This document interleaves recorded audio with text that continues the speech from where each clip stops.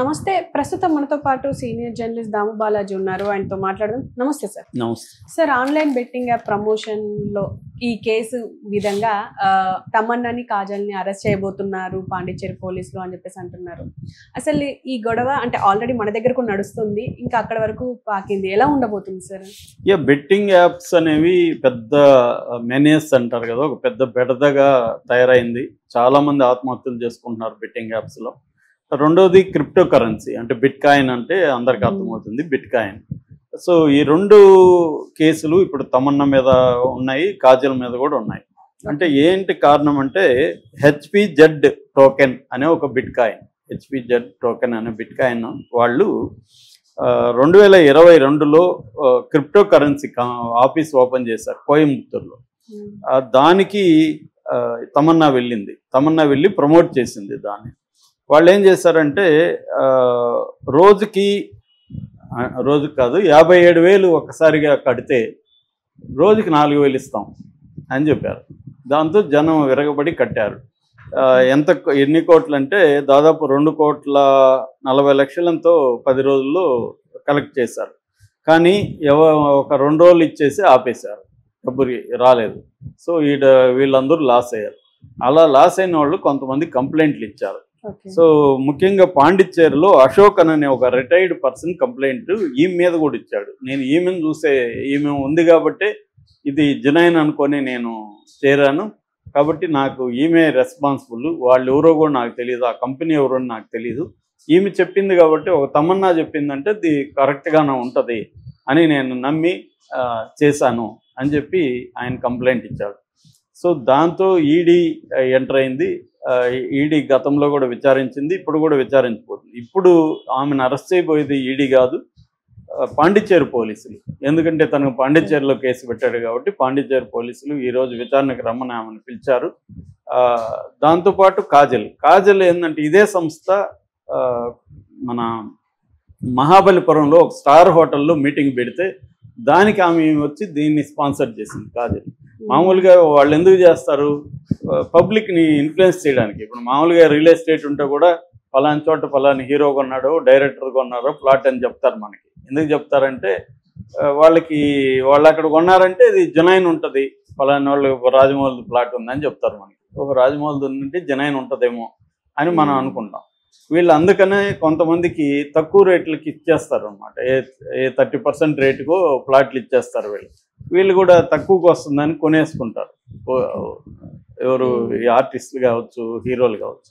ఇదొక స్కామ్ అనమాట. అలాగా ఈమె వెళ్ళి ప్రచారం చేస్తుంది. రెండవది ఫెయిర్ ప్లే బెట్టింగ్ యాప్ అనే దానికి కూడా ఈమె ప్రచారం చేసింది. ఈ ఫెయిర్ ప్లే బెట్టింగ్ యాప్లో గౌహతిలో బిట్ కాయిన్ ఇది బెట్టింగ్ చేయడానికి కోసం మహారాష్ట్రలో కేసు ఉంది, గౌహతిలో కేసు ఉంది. ఈ మీద చాలా కేసులు అయితే ఈ మీదకి వెళ్ళాయి. సో ఇది బేసిక్ అనమాట.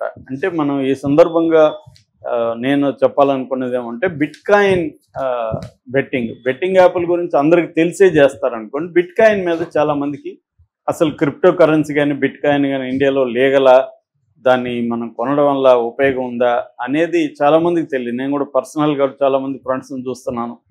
మనకి చెప్పరు, రహస్యంగా పెట్టుకుంటారు. ఎప్పుడూ అనుకోకుండా లీక్ అయినప్పుడు అవునవును చేస్తున్నాను అని చెప్తారు.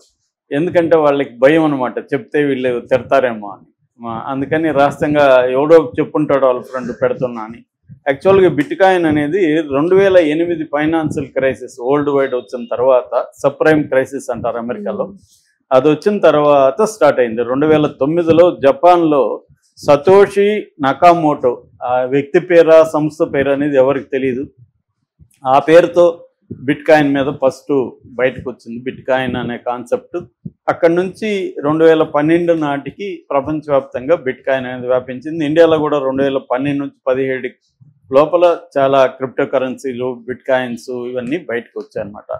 అయితే ఇప్పుడు దీని మీద గవర్నమెంట్ కూడా ముందు నుంచి దీన్ని బ్యాన్ చేయాలనుకున్నది. చాలా దేశాల్లో, దాదాపు 10 కంట్రీస్లో, చైనా, పాకిస్తాను, సౌదీ అరేబియా ఇలాంటి దేశాల్లో ఇప్పుడు కూడా క్రిప్టో కరెన్సీ బ్యాన్ అనమాట. కానీ అమెరికా లాంటి దేశాలు దీన్ని బాగా ఎంకరేజ్ చేస్తారు. ముఖ్యంగా ట్రంప్ విపరీతంగా ఎంకరేజ్ చేస్తున్నాడు. ట్రంప్ వచ్చినాక విపరీతంగా అది రైజ్ అయింది కూడా. సో మన దేశంలో కూడా దాదాపు $1,00,000 పైన బిట్కాయిన్ క్రిప్టో కరెన్సీలో పెట్టుబడులు పెడుతున్నారు. ఎందుకంటే మన దేశంలో ఏమైందంటే COVID-19 తర్వాత విపరీతంగా డిమాట్ అకౌంట్స్ పెరిగాయి. దాదాపు ఇప్పటికీ 16 కోట్ల డిమాట్స్ అకౌంట్స్ ఉన్నాయి. బ్యాంక్ అకౌంట్స్ అయితే 300 కోట్ల బ్యాంక్ అకౌంట్స్ ఉన్నాయి. అంటే ముఖ్యంగా 3 అంశాలు మోడర్న్ దీంట్లో ఈ స్టాక్ మార్కెట్లోకి జనం రావడానికి ఉపయోగపడ్డాయి. ఒకటి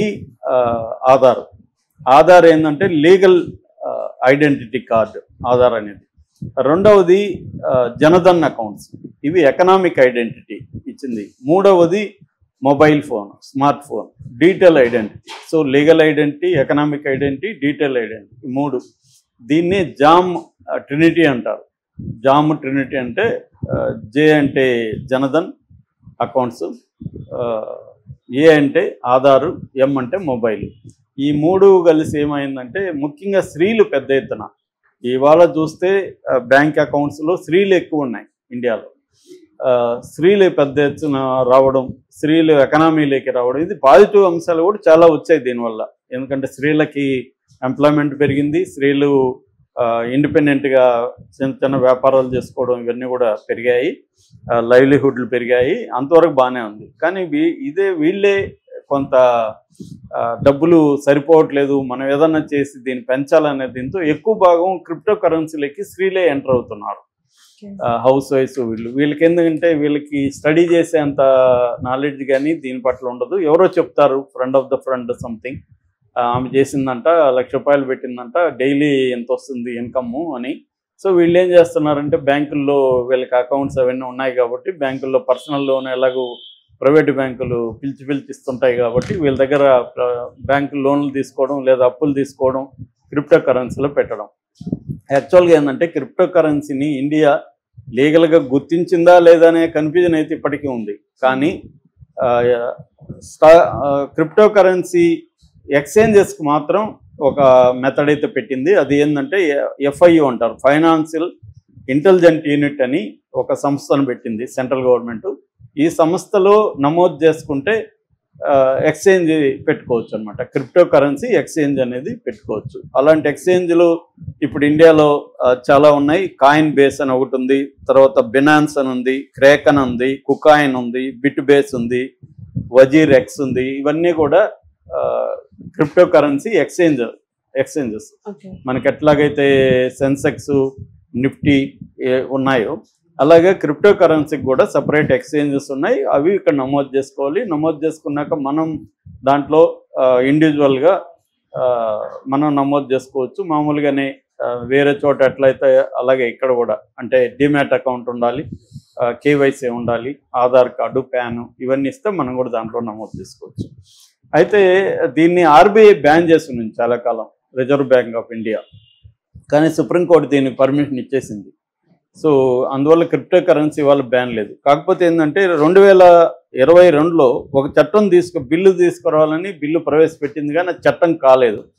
అదేంటంటే crypto currency and regularization of official digital currency bill 2021. ఈ బిల్ ఇంకా అట్లాగే పెండింగ్లో ఉంది.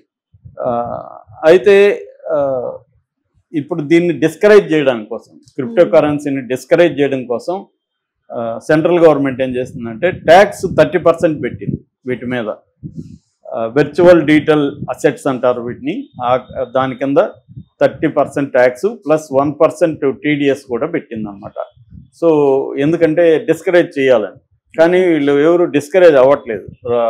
ఎవ్రీ డే పెరుగుతుంది. ముఖ్యంగా స్మాల్ టౌన్స్లలో విపరీతంగా క్రిప్టో కరెన్సీ బిట్కాయిన్లో ఇన్వెస్ట్ చేస్తున్నారు. ముఖ్యంగా దీంట్లో ఏంటంటే 2 రకాల ఉంటాయి. బేసిక్గా ఒకటేమో క్రిప్టో కరెన్సీలో బల్క్గా 1 lakh 2 lakhs డబ్బులు పెట్టేసుకోవడం, వాడు డైలీ కొంత డబ్బులు నేను ఇందాక చెప్పినట్టుగా వేస్తూ ఉంటాడు అన్నమాట. That is one thing. రెండోది SIP అంటారు, SIP. ఇదేంటంటే మంత్లీ ₹100 నుంచి కూడా ఉన్నాయి కొన్ని. సో ఇది కొంతమందికి నిజంగా కూడా హెల్ప్ అవుతుందని కూడా చెప్తున్నారు. అంటే ముఖ్యంగా చదువుకుంటున్న అమ్మాయిలు రోజు ₹100 వేసుకుంటే అలాగా కొంతకాలం తర్వాత వాళ్ళకి హయ్యర్ ఎడ్యుకేషన్కి పనికొస్తుంది అన్నమాట. అలాగా దీంట్లో ఇప్పుడు ఇది ఈజీ చేశారు, యాప్లు వచ్చేసాయి స్మార్ట్ ఫోన్లలో.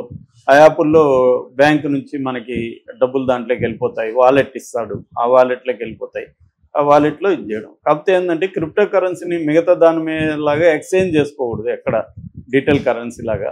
ఇది ఓన్లీ ఇన్వెస్ట్మెంట్ పర్పసే ఉంది. ఇప్పటివరకు అయితే దీన్ని డిస్కరేజ్ చేస్తుంది ఇండియన్ గవర్నమెంట్. ఎందుకంటే ఇది లీగల్గా రెగ్యులరైజ్ కాలేదు, సెబీలో ఇవన్నీ రెగ్యులరైజేషన్స్ లేవు కాబట్టి ఇందులో మోసాలు ఎక్కువగా ఉన్నాయి. అందుకనే ఇప్పుడు వీళ్ళ ఇటువంటి ఇందాక చెప్పిన కంపెనీ ఏదైతే ఉందో హెచ్పిజెడ్ టోకెన్ చాలా రోజుకి వింటూనే ఉన్నాం. నిన్న కూడా ఈడీ 600 కోట్ల బిట్కాయిన్ మోసాలు జరిగాయని చెప్పి అనౌన్స్ చేసి దాని మీద ఇచ్చేస్తుంది. మన ఇండియన్ ఒక అతను అమెరికాలో, చిరాగ్ తోమర్ అతని పేరు, అమెరికాలో దాదాపు 144 కోట్ల బిట్కాయిన్ ఫ్రాడ్కి పాల్పడి అమెరికన్ జైల్లో ఉన్నాడు.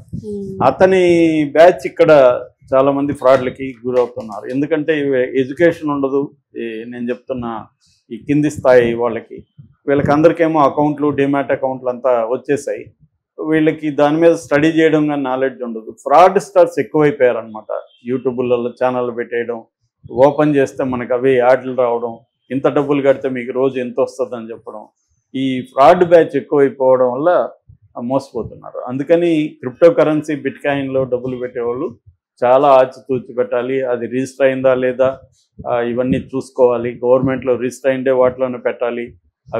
అది కూడా తక్కువ అమౌంట్లు పెట్టి టెస్ట్ చేసుకుంటూ మెల్లగా రావాలి. వీడు కూడా ఏం చేస్తాడంటే బిగినింగ్ ఇస్తాడు అనమాట, అలవాటు చేయడానికి. మన ఎవరికో ఒకరికి వచ్చి ఉంటుంది, వాళ్ళు వాళ్ళు ఒక 100 మందిని కరప్ట్ చేస్తారు. సో మా ఫ్రెండ్కి వచ్చిందని నేను నీకు చెప్తే నువ్వు కూడా అవును ఏం చెప్పాడంటే నిజమే ఉంటుందని పెట్టడం.